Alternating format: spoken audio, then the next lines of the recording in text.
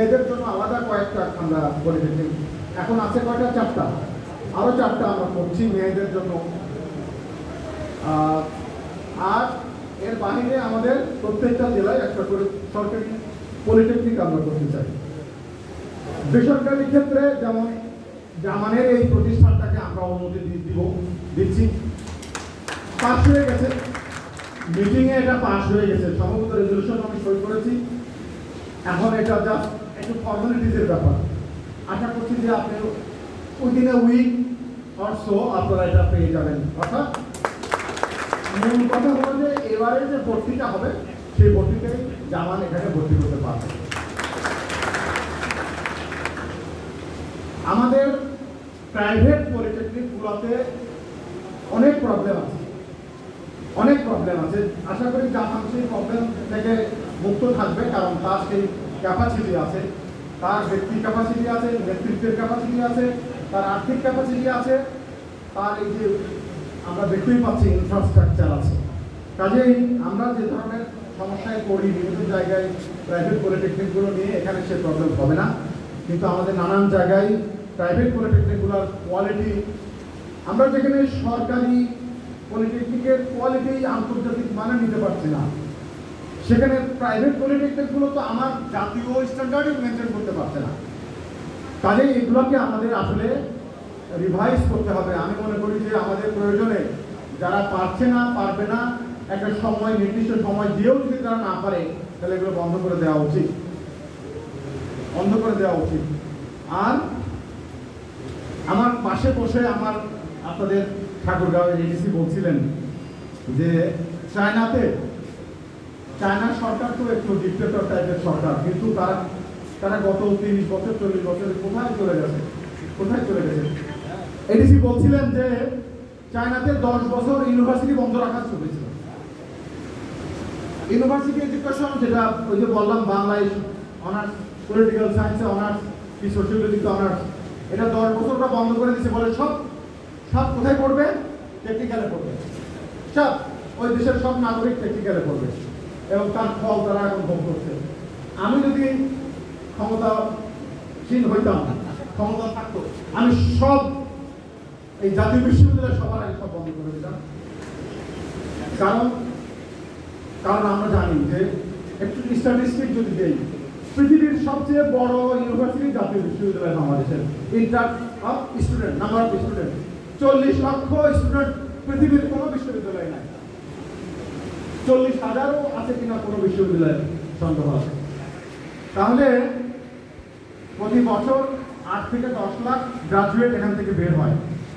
আর অন্য পাবলিক বিশ্ববিদ্যালয় থেকে যদি 2 লাখও বের হয়, total 12 lakh. At the moment আমার এই ধরনের চাকরির সুযোগ আছে 2 লাখ। তাহলে 12 লাখের থেকে 2 লাখ যদি আমি চাকরি দিতে পারি, 10 লাখ বেকার। সিম্পলি হিসাব, 10 লাখ বেকার তৈরি করছি আমি প্রতি বছর। কথাটা খুব কঠিন শোনালেও এটাই সমাধান আমি মনে করি।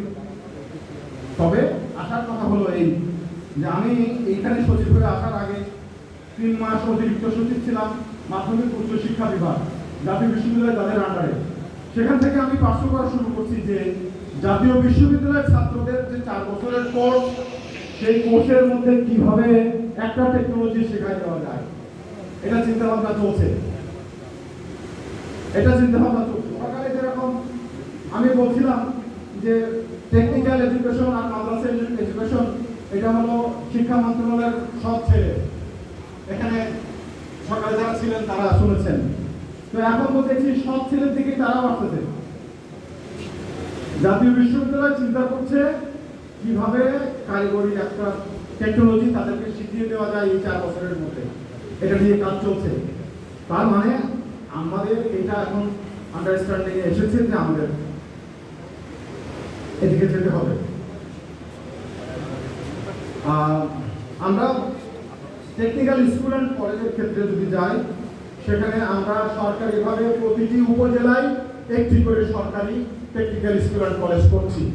আমাদের 160-এর মতো অলরেডি হয়ে গেছে, বাকিগুলো আমাদের প্রকল্পের মাধ্যমে এটা চলমান আছে।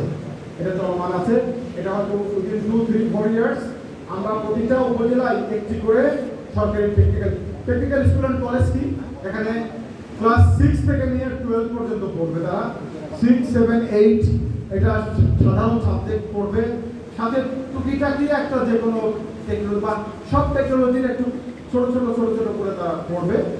তারপরে 9 থেকে তাদের যেটা ইন্টারেস্ট সেদিকে তারা ভর্তি হবে টেকনিক্যাল। আর তারপরে 12 পাস করে বেরোনোর পরে কি হবে, তারা একটা টেকনোলজি তারা শিখে যান, কারণ তারা চাকরিও পেতে পারে, ছোট চাকরি। তারপরে তারা হায়ার স্টাডিজের জন্য যেতে পারে। কোথায় যাবে? আমরা এখন 4টা ইঞ্জিনিয়ারিং কলেজ তৈরি করছি, চলমান আছে। তার একটা ঠাকুরগাঁয়, একটা নওগাঁয়, একটা খাগড়াছড়ি, একটা নড়াইল। এই 4টার মধ্যে তিনটিতে পলিটেকনিক থেকে যারা পাস করবে শুধু তারাই ভর্তি হবে, আর একটিতে যারা টেকনিক্যাল স্কুল অ্যান্ড কলেজ থেকে পাস করবে 12 তারা ভর্তি হবে। এতদিন পর্যন্ত শুধুমাত্র পলিটেকনিক থেকে যারা পাস করে তাদের জন্য বিএসসি ইঞ্জিনিয়ার হওয়ার সুযোগ ছিল গাজীপুরের ডুয়েটে, কিন্তু এখন তাদের জন্য আমরা আরো 3টা প্রতিষ্ঠান করছি যারা পলিটেকনিক থেকে পাস করবে। আর টেকনিক্যালের জন্য কিছুই ছিল না, তাদের কোনো যাওয়ার জায়গা ছিল না, তাদের জন্য আমরা একটা বিএসসি ইঞ্জিনিয়ারিং এর পথ তাদেরকে খোলা রাখছি। আশা করি আমাদের প্যারেন্টসরা যারা তাদের সন্তানদেরকে বিএসসি ইঞ্জিনিয়ার বানাতে চান, সবার পক্ষে হয়তো কম্পিটিশন করে ওই বুয়েটে ভর্তি হওয়ার সুযোগ হবে না, তাদের জন্য এই রাস্তাটা খোলা থাকবে। তাদের সন্তানদেরকে পলিটেকনিকে পড়াতে পারে, টেকনিক্যাল স্কুল অ্যান্ড কলেজে পড়াতে পারে, তারপরে তারা ওই ধারায় চলে যাবে। আর আমাকে পোস্টিং দিল chief waste management officer Gazipur city corporation, বুঝছেন?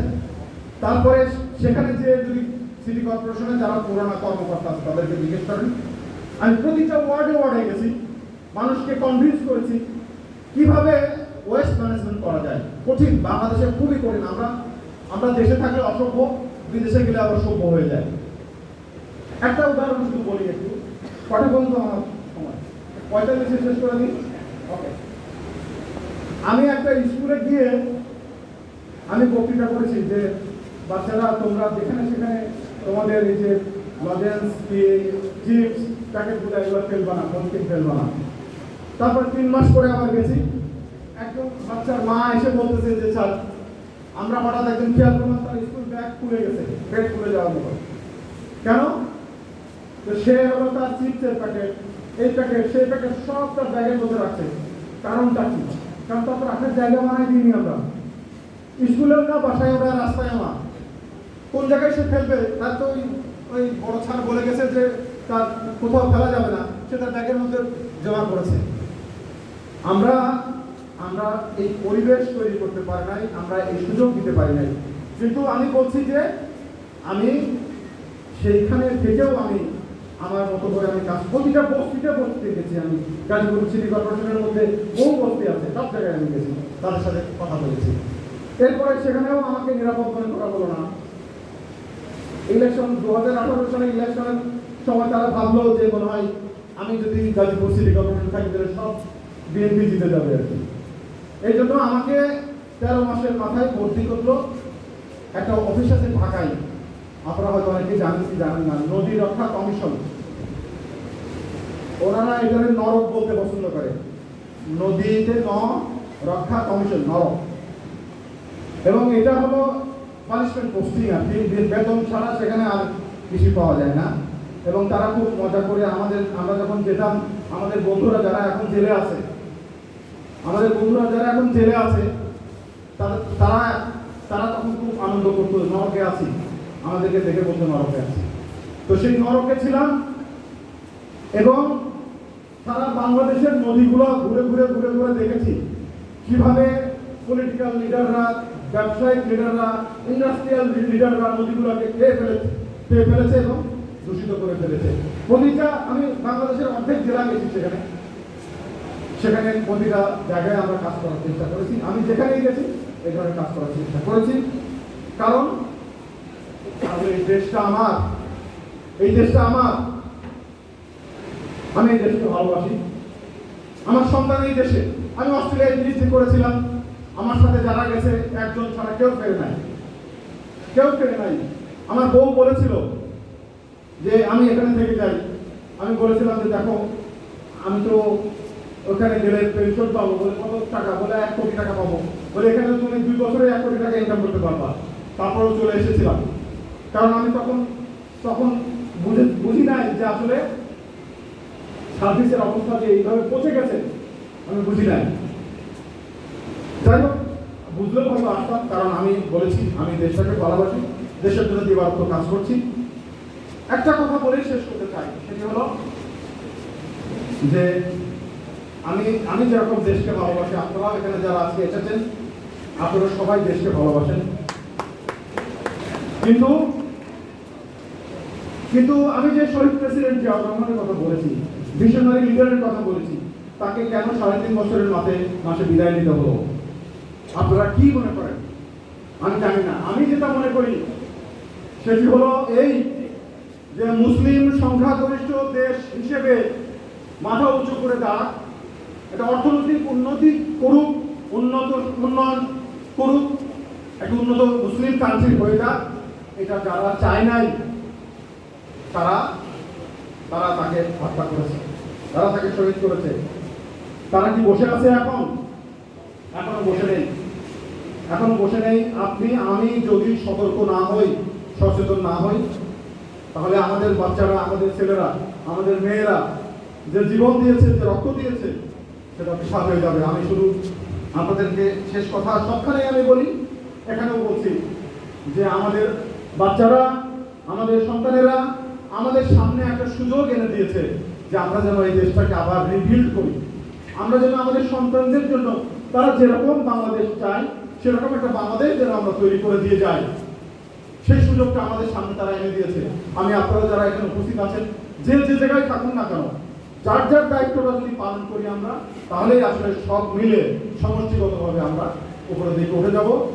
আমরা আমাদের দেশের স্বাধীনতার সার্বভৌমত্ব নিশ্চিত করতে হবে এবং আমাদেরকে অর্থনৈতিকভাবে, মানবিকভাবে আমাদেরকে এগোতে হবে। আমি এতক্ষণ আমার